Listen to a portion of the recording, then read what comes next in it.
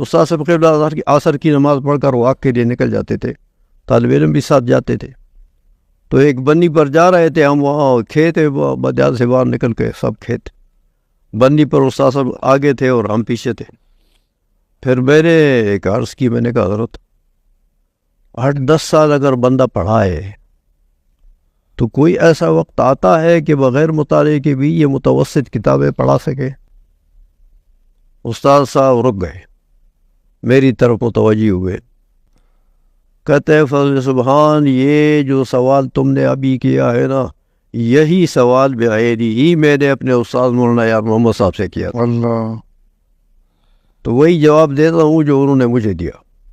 میں نے کہا ارشاد فرمایا کہ استاد صاحب سے میں نے جب یہ سوال کیا تو استاد صاحب نے فرمایا کہ جڑا مدرس بغیر مطالعے دے کتاب پڑھاندا ہے وہ کتاب نہیں پڑھاندا، جخ ماردا ہے. اللہ.